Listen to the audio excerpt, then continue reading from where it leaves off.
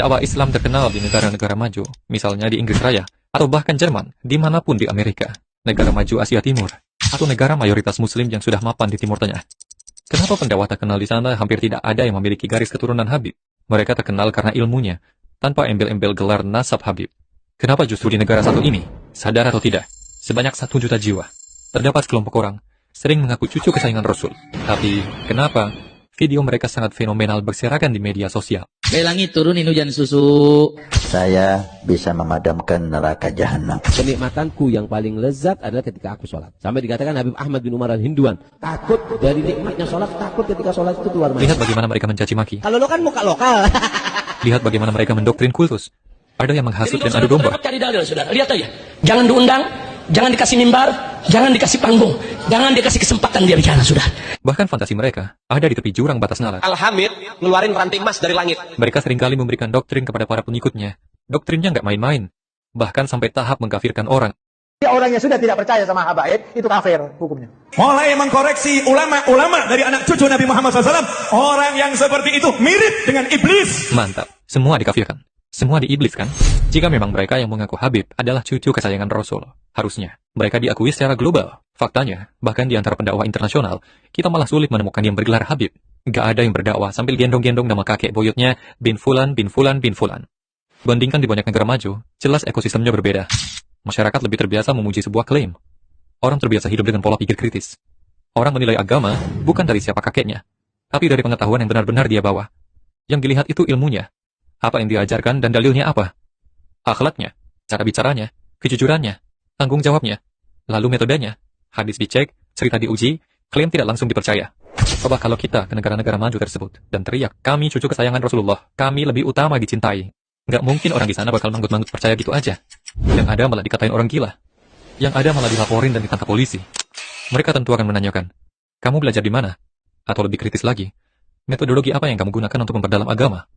Selain itu, untuk kasus di beberapa negara maju seperti Eropa dan Amerika, komunitas muslimnya juga menyadari bahwa posisi muslim adalah minoritas, sehingga menuntut mereka untuk bersikap yang rapi dan bermartabat. Sehingga mereka tidak mau Islam dipermalukan oleh para tokoh, yang hobinya marah-marah, yang hobinya bermain emosi, yang hobinya menyampaikan dakwah nggak valid, yang menyebarkan dongeng-dongeng khurafat. Lantas, kenapa fenomena Habib ini bisa tumbuh subur di Indonesia? Kalau kita mau jujur ke belakang, fenomena ini sebenarnya lahir dari cara Islam disebarkan dan berkembang di Indonesia. Namun perlu digarisbawahi, para Habib bukanlah yang pertama kali menyebarkan Islam di Indonesia. Sekitar abad ke-6 sampai abad ke-7, jauh sebelum para Habib ini datang, Khalifah Utsman bin Affan mengirimkan utusan para cendekiawan Muslim untuk berdakwah ke Tiongkok, sekaligus memperkenalkan dinasti Islam yang baru saja berdiri. Kemudian, sebagian dari utusan tersebut pergi ke wilayah Nusantara yang saat ini bernama Indonesia. Saat itu Islam belum menyebar dengan pesat. Islam tumbuh sangat perlahan. Di mana yang mengadopsi Islam saat itu, kebanyakan hanya kalangan bangsawan dari kerajaan besar Nusantara dan kebanyakan jaringan pedagang. Bahkan sampai abad ke-11, Nusantara masih didominasi oleh penganut animisme. Selama berabad-abad, reputasi jaringan perdagangan Islam di Nusantara mendapat reputasi yang baik. Dan rumor ini menyebar sampai ke kawasan wilayah Timur Tengah dan Asia Selatan. Inilah faktor awal yang memicu terjadinya migrasi besar-besaran pada abad ke-13 oleh pedagang dari Gujarat, dari dataran Arab, dari Persia, dan tentu saja dari wilayah Hadramaut Yaman.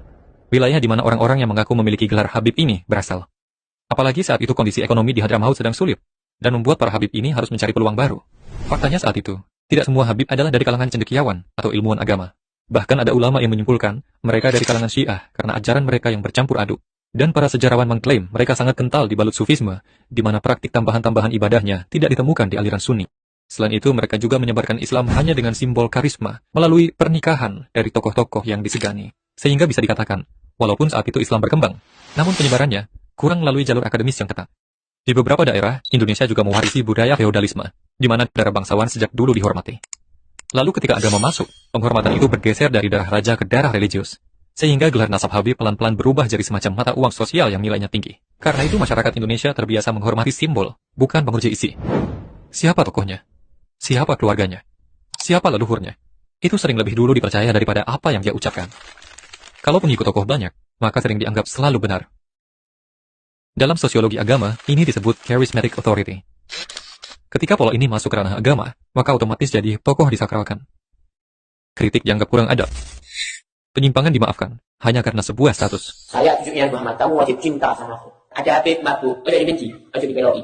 Kenapa? Pewarisnya Rasulullah itu tetap nomor 1, sampai kapan tuh anak turunnya.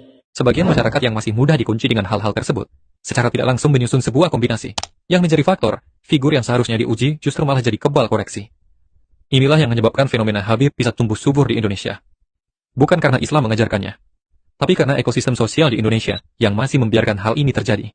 Ironinya, pembiaran terhadap fenomena Habib ini sudah berlangsung sejak zaman kolonial. Jadi, apakah selama rentang waktu tersebut, ajaran-ajaran para Habib ini berubah ke arah yang lebih baik? Faktanya, justru semakin ke sini, ajaran mereka semakin menyesatkan umat. Lihatlah bagaimana mereka menggunakan doktrin hadis-hadis palsu sebagai tameng untuk mematikan akal, untuk membungkam kritik, untuk membela kultus, untuk menguji agar posisi mereka tak bisa disentuh. Lihat bagaimana mereka melakukan eksploitasi kepada perempuan. Mereka mengatasnamakan akad suci, padahal kenyataannya praktik maksiat. Lihat bagaimana mereka masuk ke wilayah yang berbahaya. Tauhid. Apakah Rasul dan para sahabat melakukan hal seperti ini? Ziarah berlebihan sampai sujud ke arah kuburan. Lihatlah bagaimana mereka menipu masyarakat dengan makam-makam yang sejarahnya ngelantur. Dari keuntungan infak kuburan, dari penipuan menjual air berkah, dan masih banyak penipuan lainnya dari ajaran-ajaran yang mereka bawakan. Mereka tertawa dan bersenang-senang. Di titik ini, kita sedang menyaksikan agama sedang dijadikan sebuah alat untuk memenuhi nafsu. Seorang muslim seharusnya berpikir kritis, seharusnya berpikir objektif. Ini bukan perkara mengingkari nasab Nabi. Ini perkara ajaran yang menyimpang. Faktanya, masih ada pendakwah di Indonesia keturunan Habib yang tidak mengajarkan kesesatan, yang bahkan malu jika mereka dipanggil dengan sebutan gelar Habib, yang memberikan ajaran berlandaskan Quran dan hadis autentik, yang tidak mengucapkan hadis-hadis palsu. Poin yang lebih penting, Mau Habib mau tidak, setiap dari kita tidak dibenarkan kalau tidak mengikuti Muhammad Shallallahu Alaihi Wasallam. Apalagi mereka yang mengatakan punya garis keturunan, seharusnya paling terdepan, seharusnya menjadi contoh, seharusnya menjadi toladan, seharusnya menjadikan imam daripada semua umat di dalam kecintaan, di dalam sunnah, di dalam membela, di dalam berpegang teguh terhadap sunnah-sunnah Nabi Muhammad Shallallahu Alaihi Wasallam. terlepas betul atau tidaknya jalur nasab tersebut, Islam tidak mengajarkan sistem kasta. Lihatlah bagaimana Rasulullah Shallallahu Alaihi Wasallam menutup pintu privilege ini. Bagaimana dalam Quran juga tegas, tidak ada artinya sebuah nasab, melainkan hanya ketakwaan. Islam memberikan petunjuk, dan siapapun yang setia terhadap petunjuk itu, dialah yang layak didengar. Jadi, sampai kapan Indonesia mau dibohongi oleh oknum Habib yang mengajarkan penyimpangan ini?